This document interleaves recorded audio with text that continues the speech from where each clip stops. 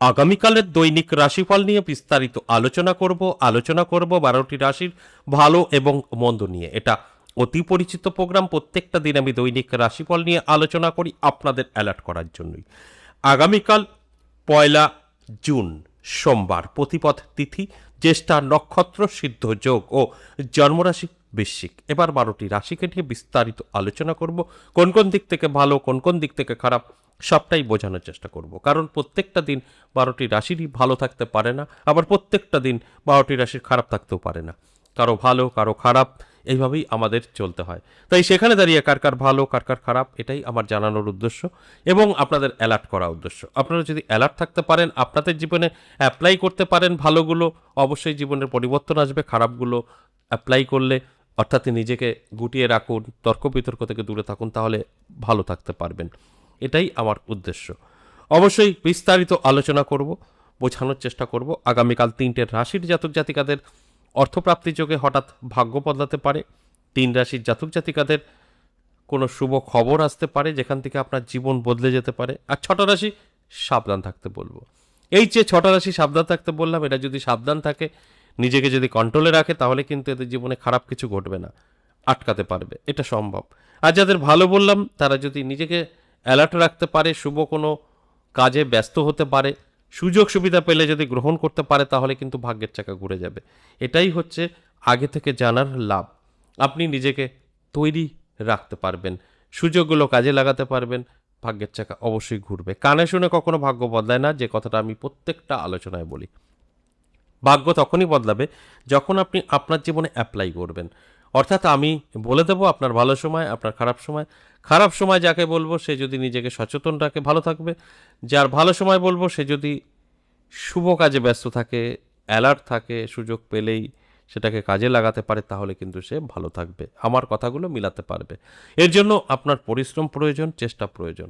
আর যদি আপনি মনে করেন উনি বলে দিলেন আমার ভালো, আমি সব পেয়েই গেছি ঘরে বসে, তাহলে কিন্তু ভুল করবেন।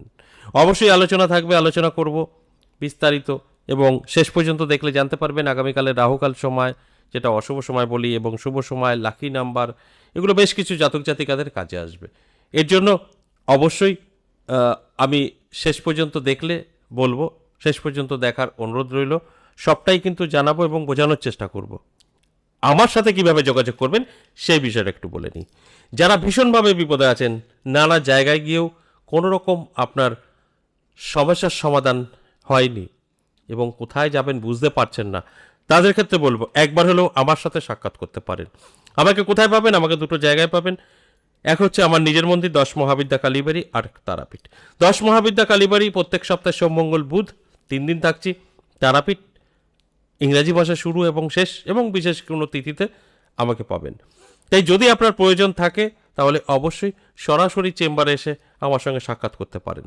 এছাড়াও যারা বহুদূর থেকে দেখছেন, অনেকেই বলেন আমি অনেক দূরে বাড়ি, আসতে পারবো না। এটা সম্ভবও নয়। আপনি নদিয়া বা বীরভূম অনেকটাই আপনাদের কাছে যদি দূর হয়ে থাকে, তাহলে আসার কোনো প্রয়োজন নেই। আপনার প্রয়োজন আছে কি? আপনি বিপদে আছেন কি? আপনি সমস্যায় আছেন কি? তাহলে আমার সাথে যোগাযোগ করতে পারেন, আপনি আপনার বাড়িতে বসে, আমি আমার মন্দিরে বসে। এটা অনলাইনের মাধ্যমে সম্ভব।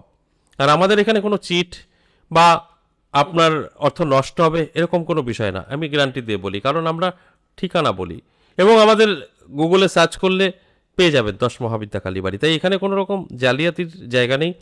শুধু আপনার প্রয়োজন আছে কি না, সেটাই হচ্ছে প্রয়োজন। তাহলে কিন্তু আপনি আপনার বাড়িতে বসে আমার সাথে সাক্ষাৎ করতে পারবেন। আর সরাসরি আসলে তো কোনো কথাই নেই। এর জন্য কি করতে হবে? স্ক্রিনে দেওয়া 62 নাম্বারটাকে ফলো করতে হবে, সেভ করে নিন, কল করুন, বিস্তারিত জানুন, বুঝুন। যদি মনে হয় না ঠিকঠাক আছে, তাহলে নামটা লিখে দিন। যদি আপনি বিপদে থাকেন তো, যদি কোনো বিপদ নেই, ভালো আছেন, যোগাযোগ করার দরকার নেই। আলোচনা দেখছেন, শুনুন, ভালো থাকুন। যদি দরকার থাকে, তাহলেই কিন্তু নাম্বারটা সেভ করুন, ভালো মন্দ শুনুন, ফোন করে বুঝুন, তারপর নামটা লিখে দিন। আমি শুধু একটা কথা বলতে পারি, আপনার বাড়ি যত দূরেই থাকুক, শুধু অবশ্যই সেটা ভারতবর্ষের মধ্যে হতে হবে।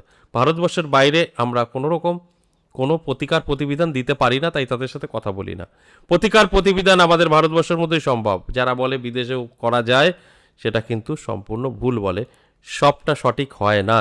যে ক্ষেত্রে দাঁড়িয়ে আমরা ভারতবর্ষের মধ্যে যে কোনো জায়গা থেকেই আপনি আমার সাথে যোগাযোগ করতে পারবেন, আপনার সমস্যা নিয়ে সেখান থেকে অবশ্যই বেরোতে পারবেন। এবার আসুন আজকের যে আলোচনা, দৈনিক রাশিফল। এই দৈনিক রাশিফল থেকে আপনি অনেক কিছু জানতে পারবেন, অনেক কিছু বুঝতে পারবেন।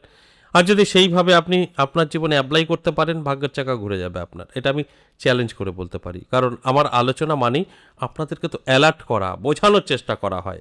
আর সঠিকভাবে যদি আপনি বুঝে আপনার জীবনে অ্যাপ্লাই করতে পারেন, সফলতা 100%। তাহলে আসুন এক এক করে সেই রাশিগুলো বলি।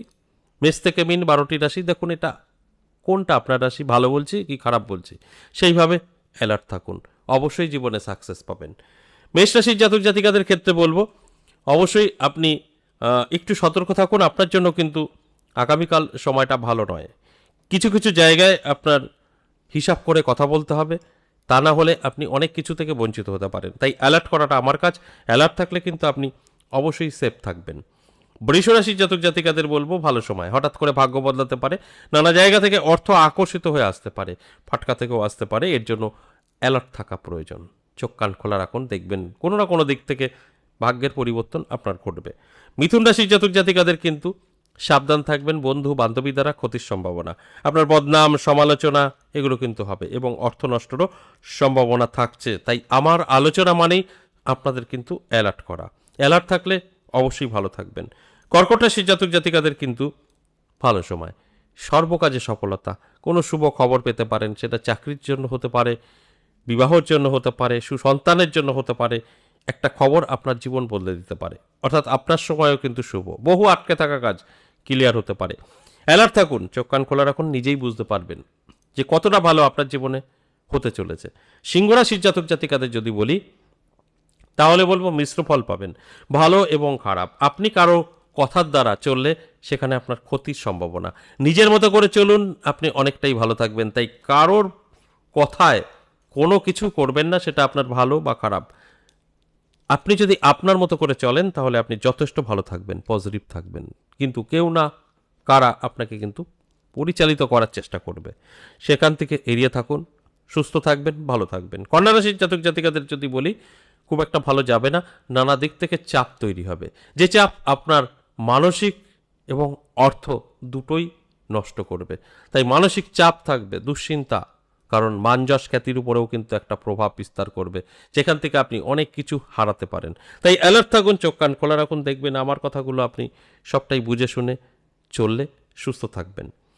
তুলা রাশির জাতক জাতিকাদের ক্ষেত্রে বলবো শুভ, আর্থিক দিক থেকে অনেকটাই শক্তিশালী হতে চলেছেন, কারণ কোনো না কোনো দিক থেকে কিন্তু প্রাপ্তি ঘটবে। অর্থ কোনো না কোনো জায়গা থেকে আপনার হাতে এসে ধরা দেবে, যে অর্থ আপনার জীবনযাত্রা বদলে দেবে। তাই অ্যালার্ট থাকুন, চোখ কান খোলা রাখুন, আপনার ভাগ্য কিন্তু অবশ্যই বদলাবে, যদি সঠিকভাবে আমার এই আলোচনাগুলো শুনে নিজের জীবনে অ্যাপ্লাই করতে পারেন। বৃশ্চিক রাশির জাতক জাতিকাদের ক্ষেত্রে বলবো, আপনি কিন্তু সাবধান থাকুন, কারণ আপনার ভালোর মধ্যেও অনেক বড় একটা খারাপ ঘটনা ঘটতে চলেছে। আপনার সময় অবশ্যই ভালো, আর্থিক উন্নতি থাকবে, সুখ শান্তি বজায় থাকবে, তবে এটা কতটা থাকবে এটা একটা জিজ্ঞাসা চিহ্ন অবশ্যই থাকছে।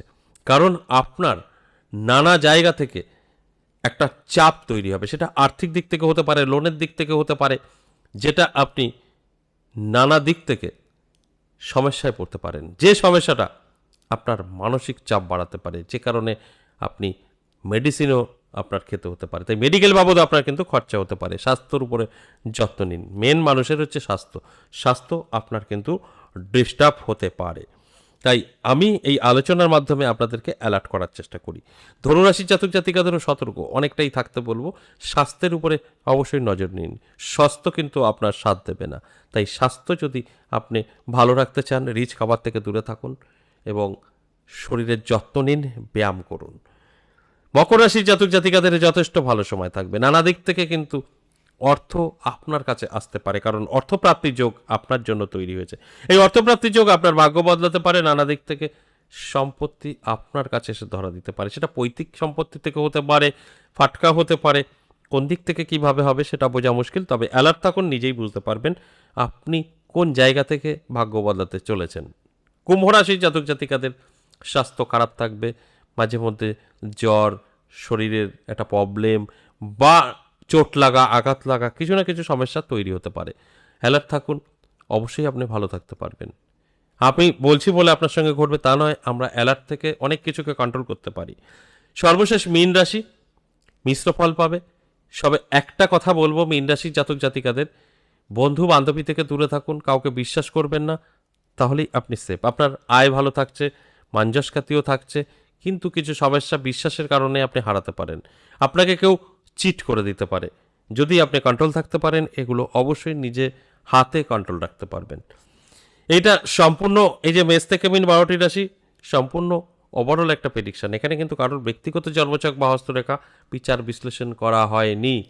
এখান থেকে 50% লাভবান, 50% কিন্তু কিছুই মিলাতে পারবে না। যে কারণে আমি সব আলোচনায় 50%ই বলে থাকি। এবার আসুন আগামীকালের রাহুকাল সময়। সকাল 6:32 থেকে সকাল 8:13, সময়টা রাহুকাল। এছাড়া সারাটা দিন শুভ এবং লাকি নাম্বার আগামীকালের 6, 4, 3 এবং 1। এটা 12টি রাশির জন্যই প্রযোজ্য। আশা করি বুঝতে পেরেছেন। আজ এ পর্যন্তই, আবারও আসবো নেক্সট ভিডিও নিয়ে। ততক্ষণ ভালো থাকুন।